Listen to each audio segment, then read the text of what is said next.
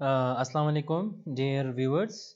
आज हम principles of management के सब्जेक्ट में चैप्टर नंबर 2 स्टार्ट करते हैं और लेक्चर नंबर 1 को डिस्कस करते हैं, जो कि Albert Bandura social cognitive learning theory के बारे में है। 1960s में अल्बर्ट बेंडोरा ने इस थ्योरी को इंट्रोड्यूस किया था, जो कि एक्चुअली सोशल लर्निंग थ्योरी से डिराइव की गई है।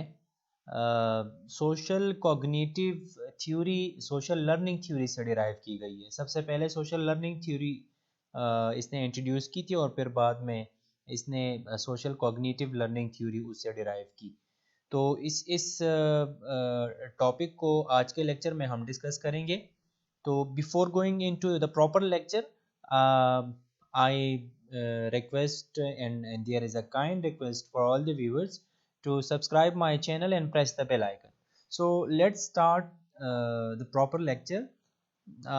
हम पढ़ेंगे actually evolution of cognitive learning theory के बारे में। बीएस कॉमर्स के स्टूडेंट्स का कोर्स है ये।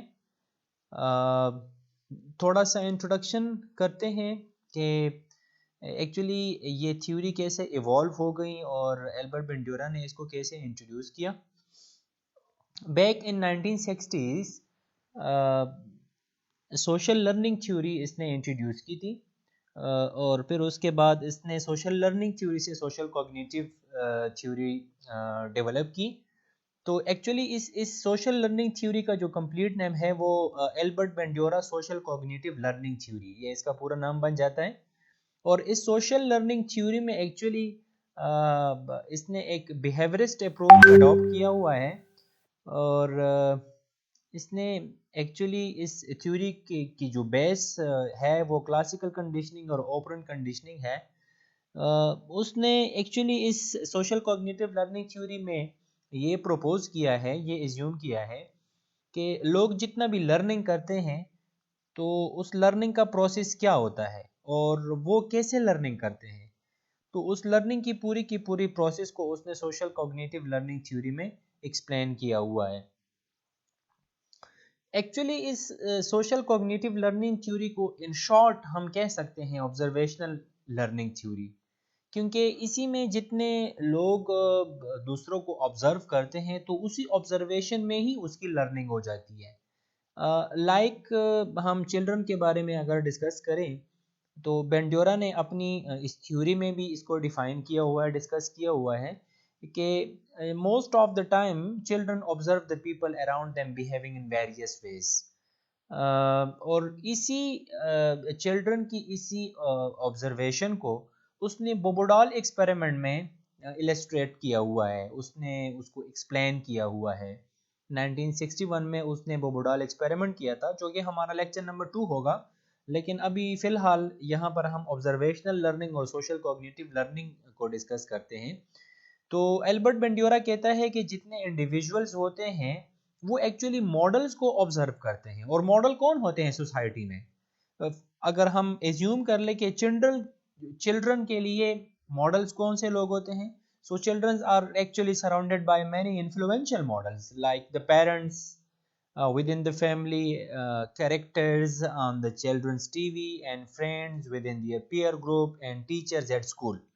तो टीचर्स और एक्टर्स जो कि कैरेक्टर्स होते हैं टीवी के अंदर, उनके बच्चों के अपने फ्रेंड्स होते हैं, उनके फैमिली मेम्बर्स होते हैं, उनके फादर, उनकी मदर, उनके ब्रदर, सिबलिंग्स होते हैं। तो वही तमाम लोग चिल्ड्रंस और इंडिविजुअल के लिए फिर वो मॉडल्स बन जाते हैं। मॉडल एक्चुअली हम उस कैरेक्टर को कहते हैं कि जिसको नॉर्मली इंडिविजुअल और चिल्ड्रन ऑब्जर्व करते हैं और जो कुछ वो ऑब्जर्व करते हैं बाद में उसको रिपीट भी करते हैं। This is actually the crux of the social cognitive learning theory, कि हम ऑब्जर्वेशन के बाद फिर वही वाले बिहेवियर्स को रिपीट करते हैं। जो कुछ हमने ऑब्जर्व किया होता है तो उसी को फिर हम इमिटेट भी करते हैं, हम उसकी कॉपी निकालते हैं। तो मोस्ट ऑफ द टाइम ये इमिटेशन जो होता है ये कभी कभी हम मैस्कुलिन की भी करते हैं तो कभी कभी फेमिनिन की भी करते हैं। वो अलग बात है कि मैस्कुलिन कैरेक्टरिस्टिक्स को चला गया है और फेमिनिन कैरेक्टरिस्टिक्स को चला गया है, लेकिन यहाँ पर ये हम ये एज्यूम करते हैं कि जेंडर वाइज वो अगर बाय जेंडर हम इसको डिफाइन कर ले तो मैस्कुलिन मेल्स को और फेमिनिन जो है वो फीमेल को। तो एक्चुअली चिल्ड्रन क्या करते हैं, children actually they pay attention to the people, to the model, and what they observe while looking into the model, so then they encode their behaviors, and at later time they may imitate and copy the behavior they have usually observed during the time. इसका मतलब ये है कि children's क्या करते हैं, वो keenly observe करते हैं मॉडल्स को, और मॉडल्स को जब वो ऑब्जर्व करते हैं तो उन्हीं बिहेवियर्स को फिर वो इनकोड भी करते हैं जिन बिहेवियर्स को उन्होंने ऑब्जर्व किया होता है, और लेटर टाइम उसको फिर इमिटेट और कॉपी करते हैं. तो this is actually the basic crux of the social cognitive learning theory, कि इसमें हम कहते हैं कि बच्चे क्या करते हैं नॉर्मली, चूंकि उसने चिल्ड्रन के ऊपर बोबोडाल एक्सपेरिमेंट किया है, बोबोडाल एक्सपेरिमेंट उसने चिल्ड्रन के ऊपर किया है, तो इसीलिए वो बार बार चिल्ड्रन का जिक्र करते हैं इसमें, और नॉर्मली चिल्ड्रन ही लर्निंग बहुत ज़्यादा करते हैं ऑब्जर्वेशन से. तो एक्चुअली उसने यहाँ पर एक बहुत ही इम्पोर्टेंट पॉइंट डिस्कस किया है कि वो regardless of the gender appropriation, कहने का मतलब ये है कि जेंडर जो है, जेंडर अप्रोप्रिएटनेस उसमें है या नहीं है, लेकिन बहरहाल उसने ये एक एक्सप्लेन किया हुआ है कि कुछ मेजर पॉइंट्स है इसमें, उसमें वो वाला पॉइंट भी आ जाएगा जेंडर वाला, कि लड़कियां लड़कों की इमिटेशन निकालते हैं और लड़के लड़कों की इमिटेशन कॉपी करते हैं, क्योंकि लड़के नॉर्मली लड़कों को ही ऑब्जर्व करते हैं, लड़कियां नॉर्मली लड़कियों को ही ऑब्जर्व करते हैं, फिर उसी वाले स्टाइल को और बिहेवियर को फिर वो इमिटेट और कॉपी करते हैं और बार बार उसको रिपीट करते हैं. तो कुछ 3 पॉइंट्स है बेसिक इसमें. सबसे पहला पॉइंट ये है कि जितने भी चिल्ड्रंस होते हैं, तो चिल्ड्रन जो होते हैं they actually imitate the people whom they perceive as similar to itself. Like हम कहते हैं ना कि ये जो अटैचमेंट होता है और रिलेशनशिप होता है, ये सिमिलरिटीज़ की वजह से बन जाता है, और डिफरेंसेस की वजह से फिर हमें कोई बंदा डिसलाइक हो जाता है, वो हमारे लिए हम उसको डिसलाइक करते हैं, लाइक उनको करते हैं जिनके साथ हमारी कुछ सिमिलरिटीज़ बन जाते हैं. तो कॉन्सिक्वेंटली हम ये कह सकते हैं कि it is more likely to imitate behaviour model by the people of the same gender. Like लड़कियां लड़कियों की इमिटेशन निकालते हैं, कॉपी करते हैं उनको, उन्हीं को ऑब्जर्व करते हैं और उन्हीं की बिहेवियर्स को फिर वो रिपीट भी करते हैं, अप्लाई भी करते हैं. तो ये फर्स्ट एक एजम्पशन है इसमें कि कैरेक्टरिस्टिक्स है सोशल कॉग्निटिव लर्निंग थ्योरी की, कि नॉर्मली हम उन लोगों को कॉपी करते हैं कि जिन लोगों को हम अपने आप के साथ सिमिलर समझते हैं, कि दे आर लाइक अस. तो इसीलिए जेंडर के हिसाब से मेल मेल को कॉपी करते हैं, फीमेल फीमेल को कॉपी करते हैं.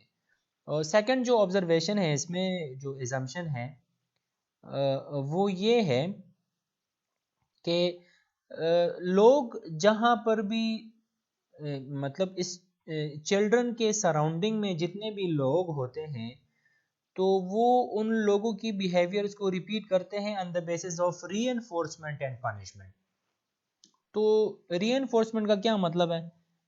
रीएनफोर्समेंट हमारे पास एक्सटर्नल भी हो सकते हैं और इंटरनल भी हो सकते हैं. एक्सटर्नल ये है कि मतलब अगर आप अपने पेरेंट्स से कुछ अप्रूवल मांगते हैं, परमिशन मांगते हैं, और वो आपको परमिशन दे देते हैं, तो ये एक्सटर्नल रीएनफोर्समेंट है.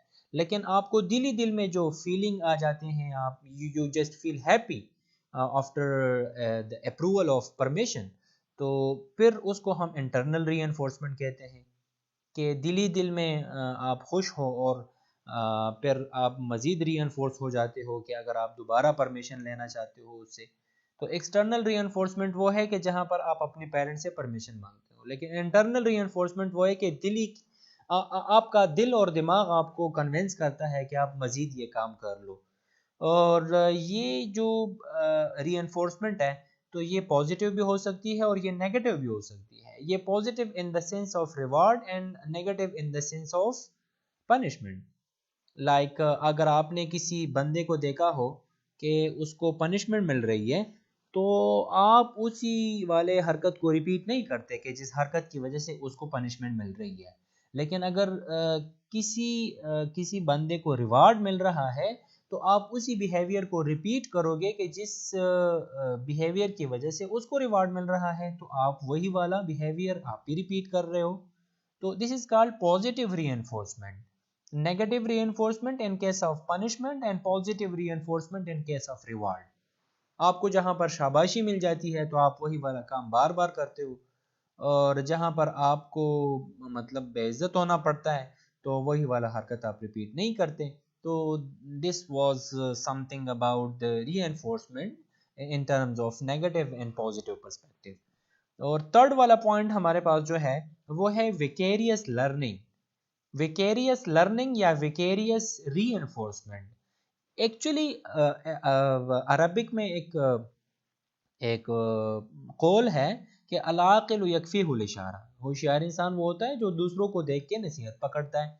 तो this is called vicarious learning. Vicarious learning का मतलब है कि मतलब आपके कोई फैमिली मेंबर है, उस फैमिली मेंबर को कुछ रिवार्ड मिल चुका है, तो आप उसको देखते हो कि उसको रिवार्ड किस चीज़ की वजह से मिल चुका है, किसी पर्टिकुलर बिहेवियर की वजह से। So you are more likely required to repeat that behaviour yourself. आप भी उसी बिहेवियर को रिपीट करते हो। आप किसी बंदे को अच्छे कपड़ों में देखते हो, आपको वो उस कपड़ों में अच्छा लगता है, तो आप भी वही वाले कपड़े पहनते हो। और this is called vicarious reinforcement and vicarious learning. So these were the three assumptions and observation in the three main characteristics and points in the social cognitive learning theory. अब नेक्स्ट हम इसमें पढ़ते हैं कि इसके 4 बेसिक प्रिंसिपल्स हैं जो कि नॉर्मली इस सोशल कॉग्निटिव लर्निंग थ्योरी और ऑब्जर्वेशनल लर्निंग थ्योरी में यूज़ होते हैं। सबसे पहला है अटेंशन, कि मतलब आप किसी की बिहेवियर को ऑब्जर्व करते हो, so first of all the behaviour of other people must grab your attention, ताकि आप उसको ऑब्जर्व करो। और डेली बेसिस पे हम नंबर ऑफ बिहेवियर्स को ऑब्जर्व करते हैं, नंबर ऑफ फिनोमेना को ऑब्जर्व करते हैं, और फिर हमारी अटेंशन उसकी तरफ चली जाती है, और वो हमें इतने ज़्यादा इन्फ्लुएंस करती है कि बाद में हम उसी बिहेवियर्स को रिपीट भी करते हैं। तो दिस इज़ कॉल्ड अटेंशन, कि जब आपकी तवज्जो किसी की तरफ चली जाती है, जिस तरह हम एडा में पढ़ते हैं कि attention, interest, desire and action, तो उसमें भी attention is the first step and attention is the first phase.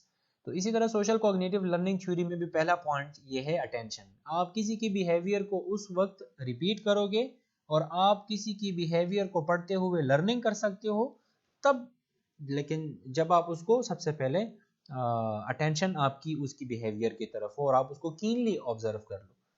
Next हमारे पास है रिटेंशन। रिटेंशन का मतलब है कि आपने जो कुछ ऑब्जर्व किया है वो तो आपके दिमाग में होगा, तो वो आपके दिमाग में कब तक बैठा होता है, मतलब how can you recall the behaviour of other people in order to repeat it.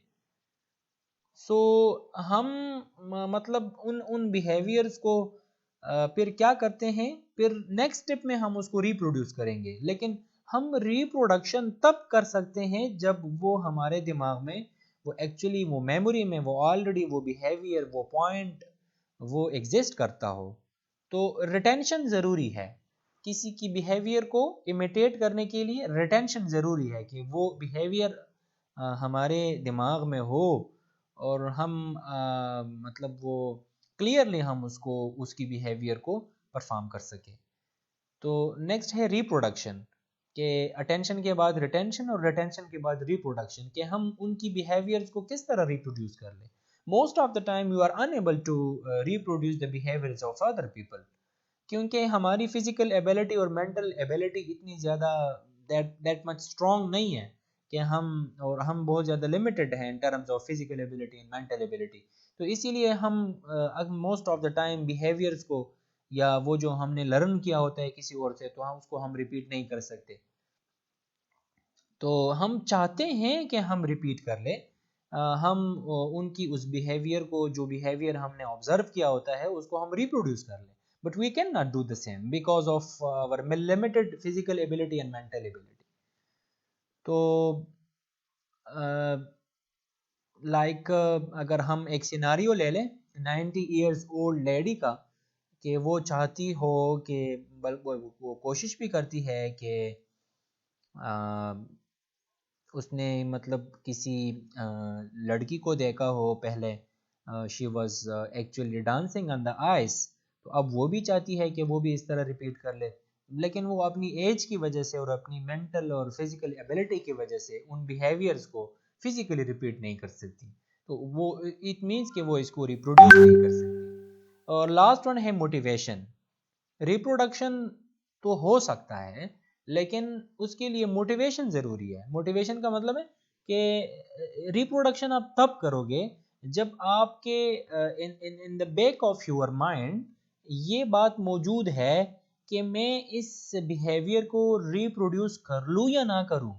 अगर ये ऑब्जर्वेशनल लर्निंग आपकी हो गई है पनिशमेंट की वजह से, तो आप तो फिर इस बिहेवियर को रिपीट नहीं करोगे, क्योंकि फिर तो आपको पनिशमेंट मिलेगा।